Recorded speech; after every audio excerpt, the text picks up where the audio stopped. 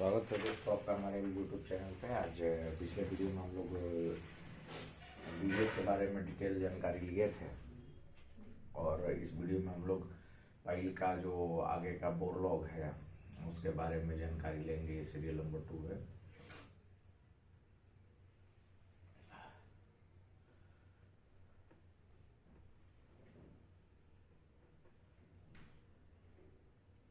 Borlaug इसके बारे में जानकारी हम लोग लेंगे। ठीक है, इसमें देखेंगे कि पहले जैसे कि फाइल का सीरियल नंबर, ठीक है, कौन सा है, फाइल का आईडी क्या है, ठीक है, और इसमें है depth of file, okay, of file, okay. इसके बाद इसमें आता है, इससे ज़्यादा एक पेज पे जैसे रजिस्टर मेंटेन करें तो उसमें आधा पे हो गया, आधा पे आगे ये कास्टिंग डेट, ठीक है। उसके बाद है file cut off level,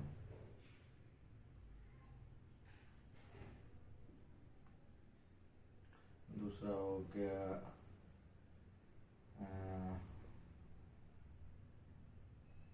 file termination level और फाइल टो लेवल, ओके। उसके बाद होता है फाइल टॉप लेवल और हो गया फाइल कैप लेवल और कनेक्टिंग बीम लेवल, ये सब चीजें हो गई इसमें।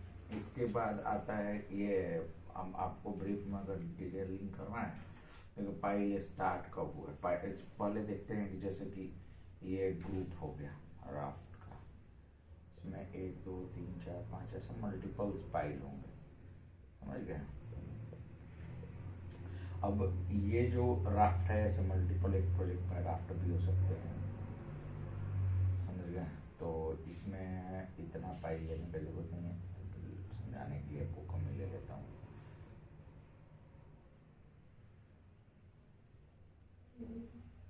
ये अपना raft R1 and R2, raft 1 में जो है राफ्ट 2 में है कितने फाइल्स हैं, तो 3 3 6 3 9 3 12, और इसमें है 3 3 6, इसमें 12 और इसमें 6 नंबर है।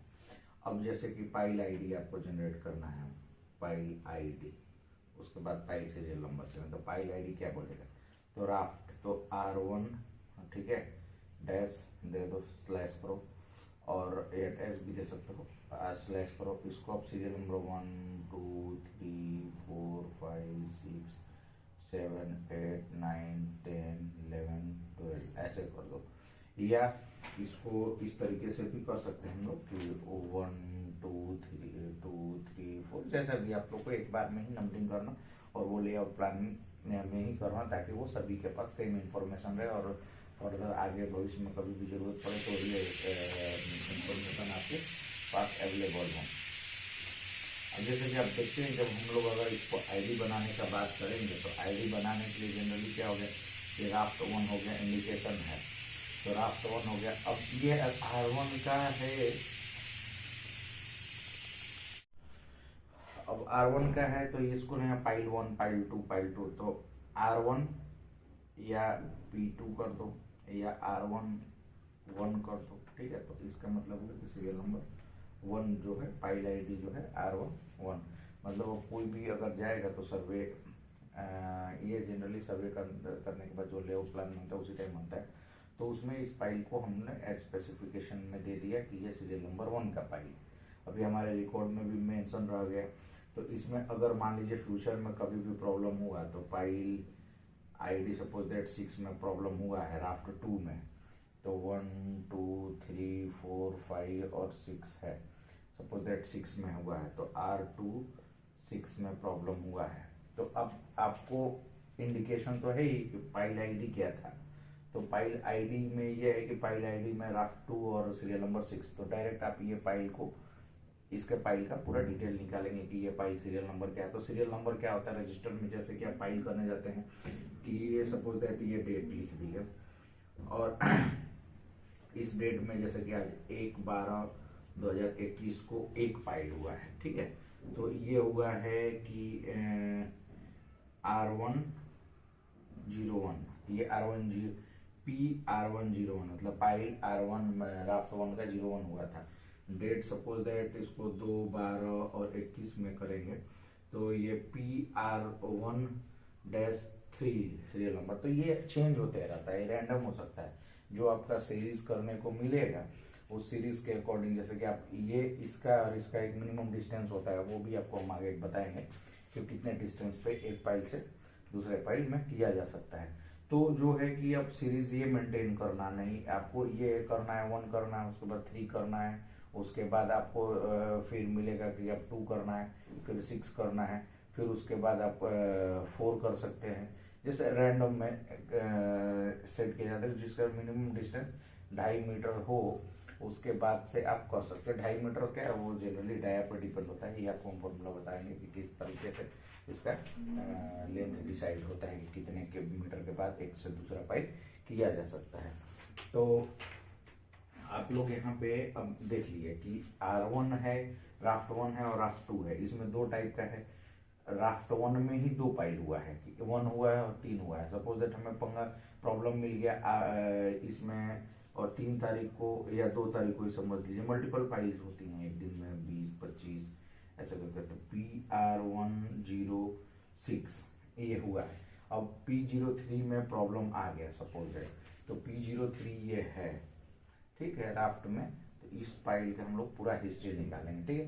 तो इसका सीरियल नंबर क्या आएगा, सीरियल नंबर 1 2 3 जो बुक में आएगा वो है। तो सीरियल नंबर ये जो था ये 2 था, file serial number 2। File ID क्या था, तो PR1 R1/ या डैश जो भी दे दो 3, ये हो गया। डेप्थ ऑफ फाइल 13.2 मीटर, जो भी एक्सेप्शन एग्जाम्पल के रूप में लिए है कि हमारा डेप्थ जो डाया है जो 600 mm है, ठीक है। डेप्थ जो है 13.2 है। ये हमारा एक स्टैंडर्ड लेकर शुरू से ही हम आपको इसी भी यहाँ पे एक्सप्लेन करते चल रहे हैं, तो इसके लिए यही हमारा फिक्स रहेगा। अब इसमें क्या है कि डेप्थ आपको मिल गया, डाया ऑफ पाइल क्या है 0.600 mm, ये भी फिक्स है। और इसके बाद जो है आपको डिटेल निकालना है P03 का। फाइल का कास्टिंग डेट था जो XYZ कभी भी था। सपोज दैट एक एग्जांपल ले लीजिए, यहाँ तक से डेट हमने लिख दिया।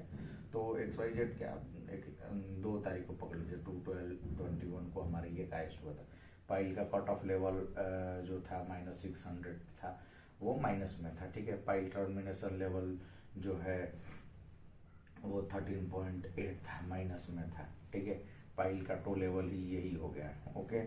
फाइल का टॉप लेवल जो था वो -0.6 था, ओके। अब -0.6 फाइल कट ऑफ लेवल भी था, फाइल टॉप लेवल भी था। हाँ, इसको देखिए, इसमें ये केस में यही था, बट ये क्या होगा कि उसमें जो कैपिंग बीम के लिए 600 ऊपर सरिया छोड़ी गई थी, अगर वो लेंगे तो ये प्लस में आया, ये 0-0 था, ठीक है। तो 0-0 ले तो कोई नहीं, इस केस में ये 0-0 था। उसके बाद फाइल कैप लेवल और फाइल ये जो है ये बीम ये होता है कट ऑफ लेवल से ऊपर की पोर्शन।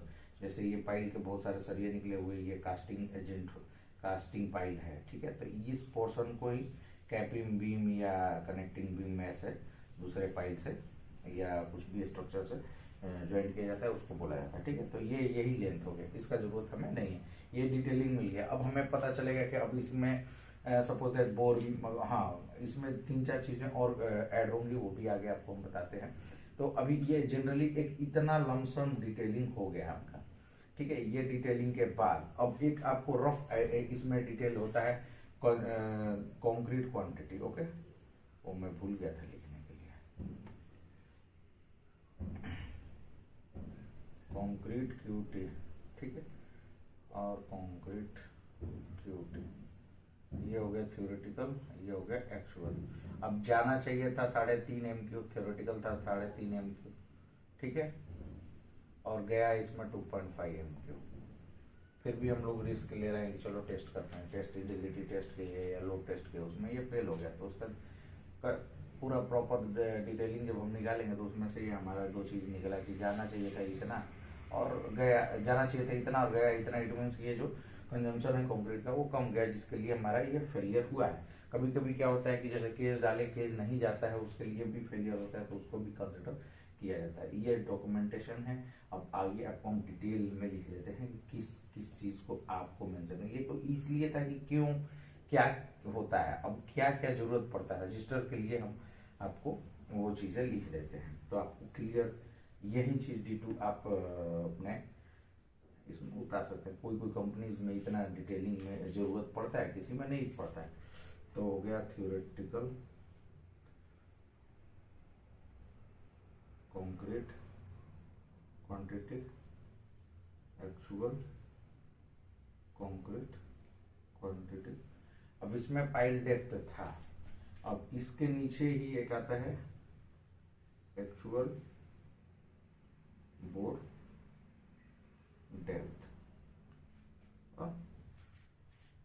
एक एक्चुअल बोर डेप्थ। अब 13 मीटर 200 है, बट कभी कभी ज्यादा हो जाता है, तो ये चीज भी लिखना जरूरी है। उस टाइम क्या होता है, जैसे कि अभी ये हमारा 13 मीटर का पाइल है सपोज दैट, ठीक है, यहाँ से यहाँ तक लेके 13 मीटर 200 का पाइल है। अब हमारा यहाँ तक है। अब यहाँ के बाद जैसे कि हमने 200 mm इसमें एक्स्ट्रा एक्सवेशन कर दिया, ये 500 mm suppose that extra excavation कर दिया, ये 500 mm एक्स्ट्रा कर दिया हमने, ओके। तो इसमें क्या होता है कि जब सेटलमेंट आएगा कभी भी, जैसे ये अब लूज स्ट्रेटा रहेगा, अब हम इसको एक्सवेशन तो कर दिए, बट कंक्रीट अगर कंक्रीट कंजम्पशन प्रॉपर है तब तो नो इशू, कोई दिक्कत नहीं। लेकिन कंक्रीट कंजम्पशन अगर कम जाता है तो उस टाइम क्या होता है कि ये नीचे जो सपोर्टिंग मटेरियल जैसे बेंटोनाइट होता है, वो बेंटोनाइट में ही ज़्यादा ये इशू आता है, तो वो क्या करता है स्टैंड को लेके यहाँ पे सेटल कर देता है, ठीक है। तो कंक्रीट डाले तो आपको इतना से जितना जाना चाहिए वो बराबर 3.5 MQ का जो भी है थ्योरेटिकल क्वांटिटी जाना चाहिए था उतना ही गया, तो आपको लगेगा कि नहीं ये सही है। बट ये क्या हो गया, यहाँ पे ऑलरेडी सेटलमेंट हो गया था, आपने कंक्रीट टाइमिंग ज़्यादा ले लिया होगा या केज लोअरिंग में टाइमिंग ज़्यादा चला जाता है, तब भी ये चीज़ें होती हैं। तो ये जब ये इशू हो गया, आपने इसको देख के बोल दे कि नहीं चलो मेरा तो कंक्रीट क्वांटिटी सही था, अब जितना जाना चाहिए था उतना ही गया, तो इसके लिए कोई प्रॉब्लम नहीं आएगा। बट क्या होता है कि बेंटोनाइट जब सेटल है और बाद में जब अब इस पे पाइल पे कोई स्ट्रक्चरल लोड दिया जाता है तो ये पाइल सेटलमेंट हो जाता है, समझ गए। जो इसका यहाँ पे टॉप आना चाहिए था, अब वो स्ट्रक्चर यहाँ पे मिलेगा। कभी कभी तो सेल्फ लोड से जब नीचे बेंटोनाइट ज्यादा सॉफ्ट रहता है तो वो क्या उस टाइम तो कंक्रीट रेस्टिंग हुक लगाया रहता है केज में, तो केज इतना तक रखता है, बट बाद में जब कंक्रीट सेट होता है ना तो सेल्फ वेट से वो नीचे चला जाता है, तो ये एक्चुअल लेवल मिल गया। तो अगर ये बिफोर स्ट्रक्चर करने से पहले पता चल जाता है तो हम उसको एक्सटेंड कर सकते हैं, पाइल को रिबारिंग करके, या लैपिंग स्टील रहता है ऊपर तो लैपिंग करके हम लोग कर सकते हैं। बट अगर स्ट्रक्चर बनने के बाद सेटलमेंट आता है तो स्ट्रक्चर फेलियर हो जाता है। इसके लिए ये चीज़ों को ध्यान में देना जरूरी है कि जो हमारा कंडीशन है वो क्या है। इसके लिए एक्चुअल बोर डेप्थ भी लिखा जाता है। और देखिए बोर नापने के लिए 2 तरीके यूज किए जाते हैं आजकल। जो है वो एक मेथड मशीन की जो मशीन होती है, रिग होती है, और रिग में भी दिए, इसका आई थिंक जरूरत नहीं है आपको, ठीक है, इसका जरूरत नहीं है। अब ये चीजें नोट कर लीजिए, यही 2 चीजें आपसे ये हमेशा आपको मतलब ये चीजें जरूरत पड़ सकती हैं। और तीसरा देखिए, अभी जैसे कुछ कंपनीज में क्या है, उसने फॉर्मेट में चेंजेस ला दिए हैं अपने, तो उसने ये ऐसा करके ग्राफ जोड़ेगा, ओके, ये डेप्थ ऐसे पाइल करके ऐसे डिजाइन कर देगा। उसमें आपको लिखना रहेगा कि यहाँ तक कौन सा, जैसे मिट्टी कौन सा आया, सैंड आया, मिट्टी आया, कौन सा टाइप का मिट्टी आया, तो ये लिखना रहता है। तो क्ले आया तो क्ले लिख दिए, ब्लैक कॉटन सॉइल आया तो ब्लैक कॉटन सॉइल लिख दिए, ठीक है। उसके बाद सिल्ट आया तो सिल्ट लिख दिए। उसके बाद समझो सैंड आया, जो भी आया एक तो सैंड लिख दिया। नीचे सॉफ्ट रॉक लग रहा है तो सॉफ्ट रॉक लिख दिए, ये ऐसे लिखा जाता है कि यहाँ से यहाँ तक ये है, यहाँ से यहाँ तक ये है, और यहाँ से यहाँ तक ये है। ये चीजें आप लोग मेंशन करोगे, जरूरी है, कंपलसरी, ये भी कर ही लेना तो ज्यादा एक्यूरेसी आ जाती है बोरलॉग में। ये जैसे कि अब आपको एक प्रॉपर बना के जैसे दिखा देते हैं, ये एलएनटी ज्यादा करवाती है। ये ऐसे हो गया, ये हमारा पाई, समझ गए। अब ये हो गया 0 से 5, ये 0 हो गया, ये 5 मीटर हो गया। Okay, 5 to 10, 10 to 13.2। ओके, 13.2 से समझ लो आपका पाई टर्मिनेशन हुआ है 13.5। अब 0 से 5 तक तो जो था, तो अगर लेयर सेम है तब तो ये सेम लिखोगे, अदरवाइज मान लो 1 मीटर पे ही लेयर चेंज हो जाता है तो यहाँ 1 लिखोगे। ओके, अब 1 मीटर पे सपोज दैट अगर लेयर ये चेंज होता है तो इसमें 1 मीटर पे क्या लिखोगे आप, जैसे कि यहाँ पे आया तो ये ऊपर का क्रस्ट जो डस्ट लेयर होता है, ठीक है, डस्ट, उसमें बहुत चीजें मिक्स रहती हैं, डस्ट प्लस प्लास्टिक, गार्बेज, वो डंपिंग सॉइल लिख दो, उसको डायरेक्ट खत्म करो। 5 से यहाँ से वर्जिन सॉइल लगने है, जो सॉइल नेचुरल सॉइल है वो लगने स्टार्ट होते हैं। तो 5 मीटर में जैसे आपको लिखा तो क्ले आया, आपने लिख दिया क्ले आया। 5 से 12 मीटर में कुछ भी सेम ही प्रोसीजर चल रहा है, बस क्ले का कलर चेंज हो रहा है, तो येलोविश सॉइल आया। ओके, सॉइल आया तो ये लिख दिए। अब इसने में यहाँ भी जाते हैं तो सेम परफॉर्मेंस, तो सेम आप उसको भी कैरी ऑन कर दिए। यहाँ जाने के बाद आपको आता है डेंस सैंड, ठीक है, डेंस सैंड, 13 मीटर 500 पे, तो इसको लिख दिए। अब आपको इसमें क्या होगा कि सॉइल प्रोफाइलिंग भी पता चल रहा है कि सॉइल किधर से कितना इस पे चेंज हो रहा है, तो वो भी आपको आगे फ्यूचर में बेनिफिट करता है। ऐसे एक्चुअली में क्या होता है, देखिए जब ये साइट स्टार्ट होगी, कोई भी साइट स्टार्ट होगी, वहाँ पे सॉइल टेस्ट होता है और ये रिपोर्ट पहले से आपके पास अवेलेबल होती है, बट ये मेंशन कीजिए तो आपको एक्यूरेसी ज्यादा मिलेगी। ये करने के बाद दूसरा चीज आपका ये एक हो गया। इसके बाद दूसरा चीज क्या आता है, टाइमिंग, कि उसमें क्या रहता है टाइमिंग में कि 0 से जैसे कि डेप्थ लिखा है यहाँ पे, ये हो गया डेप्थ, ये हो गया टाइम, ठीक है। अब डेप्थ क्या हो गया, फ्रॉम टू, ठीक है, फ्रॉम टू। अब टाइम में भी और डेप्थ में भी, इसको भी 2 भाग में बांट दो, ठीक है, ऐसे हो गया। अब ये हो गया आपका डेप्थ। क्या बोलता है कि 0 से 2 मीटर कितना टाइम लगा, सपोज दैट आप स्टार्ट किए हैं 10:05 पे, 10:05 पे स्टार्ट कीजिए और वो गया है 10:08 पे। ओके, तो ये AM PM लिखने की जरूरत नहीं क्योंकि वो 24 आवर फॉर्मेट में साइट पे काम होता है, तो उसको 24 आवर में ही रहने देना, आप उसको AM PM में चेंज करके कंफ्यूजन मत क्रिएट करना। तो ये हो गया, ठीक है। उसके बाद 2 मीटर से 5 मीटर तक, अब ये 10 बज के सपोज दैट 2 मिनट ऑपरेटर आराम किया या पानी के लिए रुका या समथिंग कुछ भी हो सकता है, तो उसको क्या करना, 2:10 से फिर अगेन बोरिंग स्टार्ट हुआ, जो कि हुआ है 10:15। 5 मिनट में इसने 3 मीटर का एक्सवर्शन किया। उसके बाद आ गया 5 मीटर से लेके 10 मीटर तक, ठीक है, ये 10:15 से अगेन वो जाएगा तो 10:25। 10 मिनट में उसने 5 मीटर किया है। और उसके बाद आएगा ये 10 मीटर से 13 मीटर, तो ये आएगा सपोज दैट 10:25 के 35 कर लो, इसको टाइमिंग बढ़ते जाता है, 10:35 से 10:55 तक। ओके, इसने 3 मीटर किया 20 मिनट में। उसके बाद होता है 13 मीटर से अपना डेप्थ है 13.5, मतलब 13.2 है बट 300 में हमने एक्स्ट्रा किया है। तो 10 मिनट 10:55 से स्टार्ट किए, 11:20 पे हमारा बोरिंग जो है कंप्लीट हो गया। अब टोटल टाइम कितना लगा, तो इसमें ये भी, ये एक चार्ट हो गया, एक ये चार्ट हो गया, बाकी ऊपर में डिटेलिंग एक रजिस्टर में, यहाँ रजिस्टर का अगर ये पेज हो गया तो इस चीज को यहाँ पुट ऑन कीजिए, इस चीज को यहाँ पुट ऑन कीजिए, इस टाइमिंग को कोशिश कीजिए कि इसके नीचे ही पुट ऑन हो जाए और इस टाइमिंग को यहाँ पुट कीजिए, ठीक है, इस प्रोफाइल को। तो एक पेज पे ये पर्टिकुलर बनेगा, इसके नीचे में एक और आ जाएगा कंक्रीट का पोर कार्ड, ठीक है। ये ऐसा रजिस्टर है, यहाँ तक ये डिटेल दोनों हो जाएंगी। ये फर्स्ट डिटेल, ये सेकेंड डिटेल, ये थर्ड डिटेल, ये फोर्थ डिटेल। तो फर्स्ट, सेकेंड, थर्ड और फोर्थ हो गई। पांचवा जो है कंक्रीट का पोर कार्ड के लिए यूज किया जाएगा, तो उसको भी आप लोग मेंशन कीजिएगा, ठीक है। अब ये सारी चीजें हो गई, आपके पास टाइम भी है, आपके पास लेयर भी है, आपके पास प्रॉपर डिटेल है। अब किसी भी सपोज दैट, अब किसी भी जो आपको हम एग्जांपल दिए थे, अगर वो टाइप की कभी भी प्रॉब्लम आती है तो यू कैन आइडेंटिफाई इजीली कि उसमें क्या हुआ था, टाइमिंग ज्यादा गया था।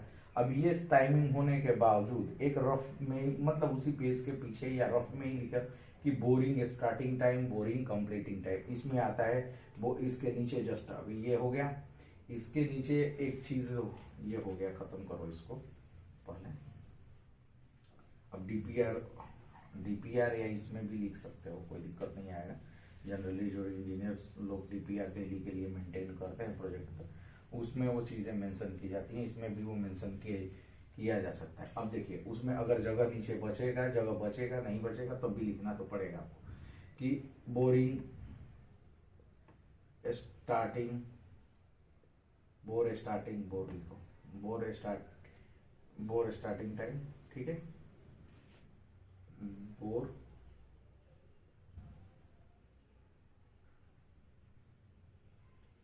कंप्लीशन टाइम, ठीक है। दूसरा आ गया केज लोअरिंग,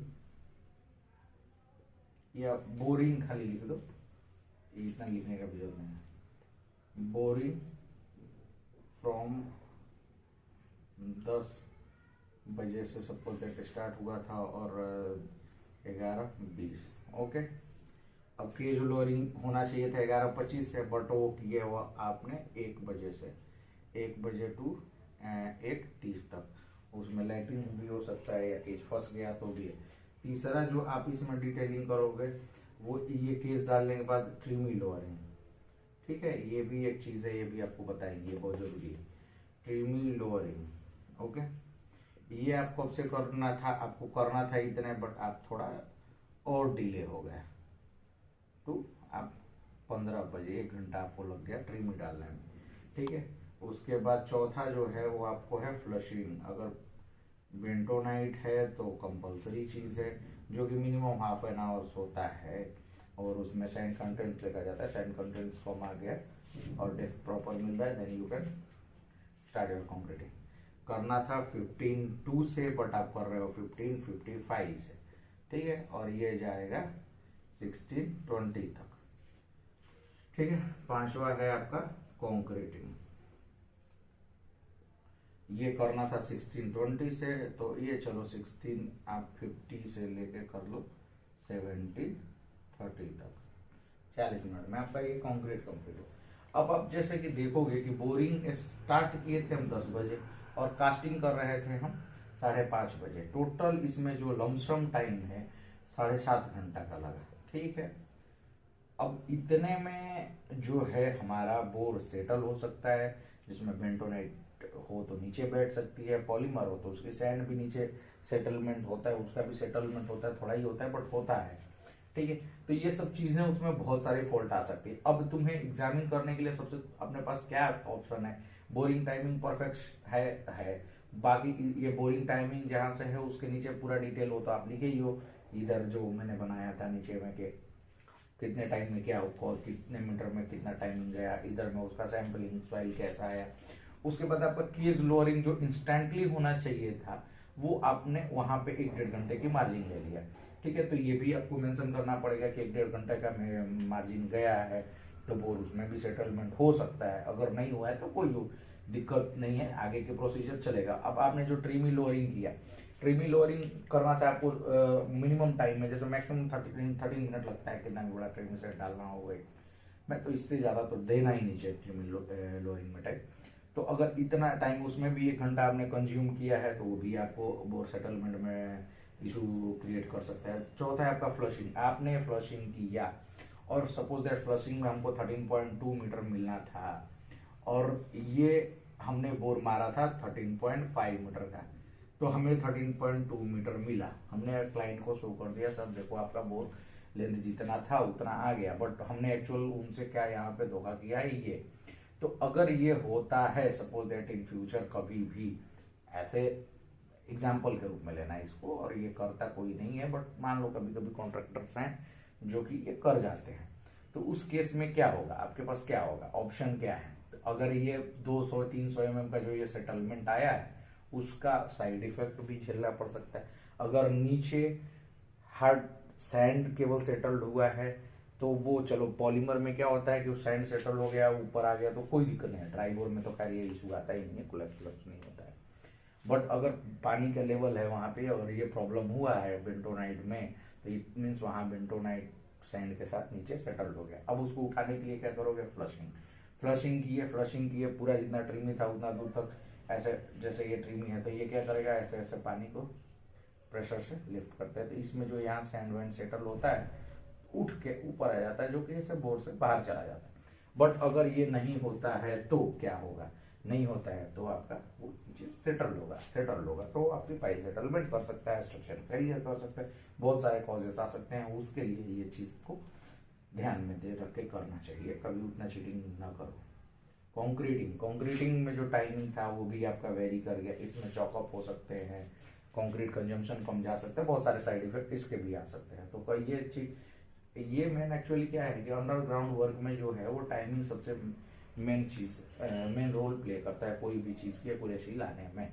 ठीक है, ये चीजें भी नोट कर लेना, ये चीजें भी अपने को मेंटेन करना पड़ता है। अब आपको हम लोग बोरिंग के बारे में, आपने अभी जो इससे पहले बता रहे थे वो बोरिंग के बारे में पूरा डिटेलिंग बताया कैसे क्या होता है। उसके बाद में केस के बारे में, केस फैब्रिकेशन आपने सीख ही लिया है, केस लोअरिंग का एक वीडियो हम डाल देंगे, बोरिंग का एक वीडियो डाल देंगे ऑन साइट एस्ट्रक्चर, उस पर हम आपको डिस्क्राइब भी कर देंगे। ठीक है, अब आते हैं अपन का सबसे बड़ा चीज है ट्रिमिंग लोअरिंग, जो कि अभी तक वीडियो में हमने कहीं नहीं सीखा कि ट्रिमिंग क्यों और कितना डाला जाता है। उसके बाद हम लोग सीखेंगे फ्लशिंग। ठीक है, कि फ्लशिंग क्यों और कब करना चाहिए। उसके बाद हो गया प्रोसेस ऑफ कंक्रीटिंग, ये भी हम लोगों को सीखना पड़ेगा। अभी अपने पास 3 चीजें सीखने के लिए बाकी हैं। ठीक है, तो इन 3 चीजों पे हम लोग अभी गौर करेंगे। पहला आते हैं हम लोग ट्रिमिंग, ये छोटे छोटे स्टेप में हम आपको कंप्लीट करते हैं। अब ट्रिमिंग क्या होता है, एक पाइप है ऐसा, सपोज दैट ऐसा है पाइप। अब इसमें क्या रहता है, एक मेल पोर्शन रहता है, उस पे एक फीमेल पोर्शन रहता है। ठीक है, एक ये ट्रिमिंग हो गया, एक तरफ मेल हो गया और एक तरफ फीमेल हो गया। ओके, तो इसमें एक तरफ जो है ऐसा सॉकेट इनर रहता है, ये हो गया हमारा ट्रिमी। अब ये जो मेल ट्रिमी रहता है वो थोड़ा सा थ्रेड रहता है उस पर, ताकि उसको इसके अंदर टाइट किया जा सके, लगा कैसे ग्रू नट बोल्ट जैसा रहता है उसको टाइट किया जाता है। आपको अभी स्क्रीन पर फोटोज आ रहे होंगे इसको ट्रिमिंग के, तो उसका ये मेल पोर्शन इस फीमेल पोर्शन में टाइट कर दिया जाता है ताकि ये एयर ना ले। इसमें क्या होता है, ये टाइट करने टाइम यहाँ पे एक सुतली, इस मेल पोर्शन के ऊपर एक सुतली लपेटा जाता है, समझ गए। ग्रीस में लगा के उसको सुतली इसलिए लगाया जाता है, ग्रीस में लगा के सुतली, ताकि ये लीकेज ना हो, एयर पासिंग ना हो। एक एयर पासिंग होने के बाद ये क्या हो गया, चॉकअप होने के चांसेस बढ़ जाते हैं। इसके लिए इसमें क्या करते हैं, सुतली लगा देते ताकि लीकेज ना हो। जर्किंग होता है तो उसका जब आपको वीडियो हम डालेंगे वहाँ पे आपको ब्रीफ कर देंगे वो चीज़ कि ये है और ये इस टाइप से होता है।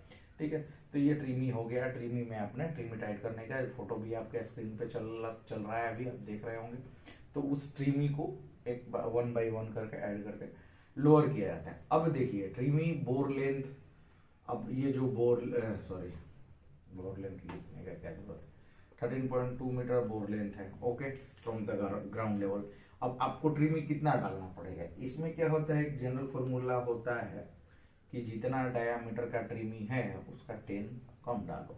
अब जैसे कि हमारे पास 200 mm का ट्रिमी है, तो ठीक है, इसमें 10 से ये कर दो, तो ये आगे हमारा देखो 200 mm का ट्रिमी है तो हम 1 टाइम्स करते हैं